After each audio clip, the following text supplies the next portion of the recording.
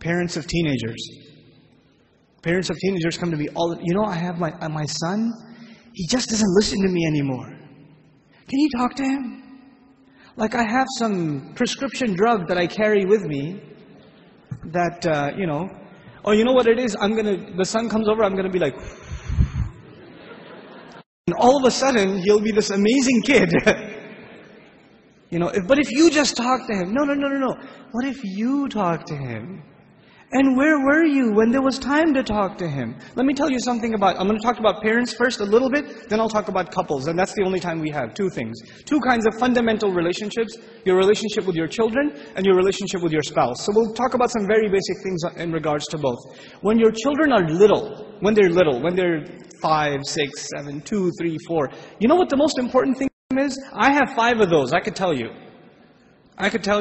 The most important thing to them is your approval. They want to make you proud, man. They want to show you what they did. I'll be on an important work phone call. And my son will come over, my 2-year-old will come over. Abba. I'm like, okay, hold on. What is it? Nothing. I'll go back on the phone and he'll start calling me again. I'll be like, okay. What is it? I want to show you something. What do you want to show me? That is it. But you know what I'm supposed to do? Oh my God, that's awesome. Do it again. I'll call you back. You're supposed to appreciate what your children do. They live for that. They desire that more than anything else. I have 3 girls. And you know the difference between girls and boys. Boys can't sit still and girls can't stop this. Right? So I pick my girls up from school. One's in 1st grade, the other's in 3rd grade. I pick them up from school. It's a 25-minute ride back home. And what are they doing the whole way? You know what happened today in class? We colored a dinosaur and we did this and that. And I was coloring it purple, but I decided to put in some green. And they're going on and on and on and on and on. And they cannot help themselves. And they cannot stop. And I have to pay attention and listen. I have to listen and say, oh, what about blue? No, I did only a little bit blue. Right? I have to pay attention. And you know why I'm saying all of this? Just one more story on the side, just to wake you up a little. I share this story all the time. My oldest daughter, my eldest, Hosna, when she was younger, she was really into finger painting. So she'd dip her hands in paint and just making a big old mess. Right? And she brings this big cardboard to me. And it's a big blob of blue. I don't see anything. Right? And she says, Abba, look what I made. And I'm sitting there going, that's awesome, a mountain. And she says, no, it's Mama. And I was like, oh, don't tell Mama. But the point I'm trying to make is they live for your approval. Live for it. But those of you that have children that are teenagers, do they get in the car when you pick them up from school and they can't stop telling you about what happened? Does that happen? Now, you know what happened in school today? My teacher said this and that and the other and I got an A on my paper. Nope.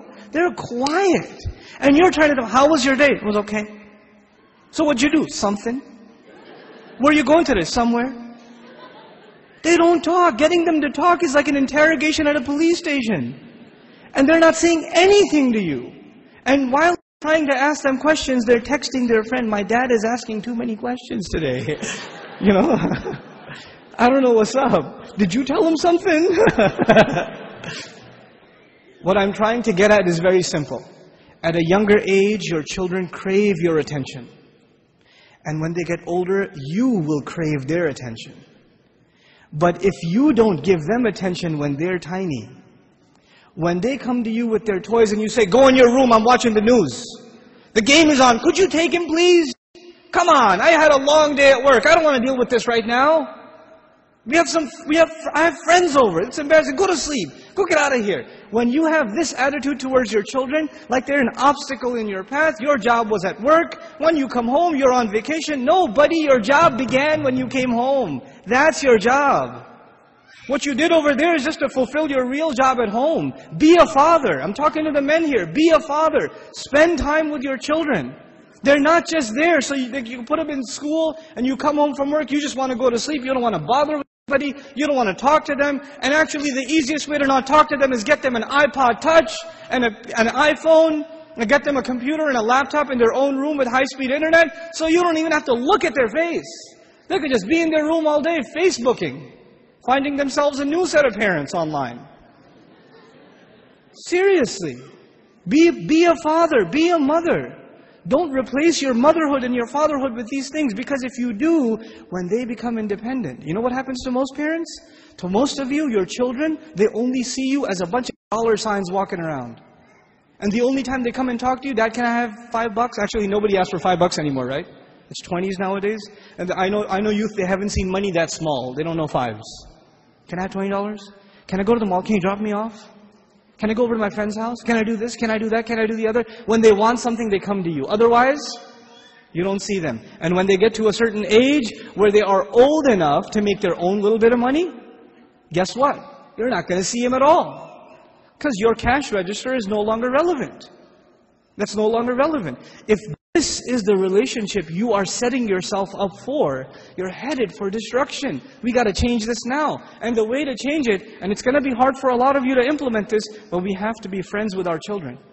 We have to be their best friends. They should enjoy hanging out with us the most, the parents.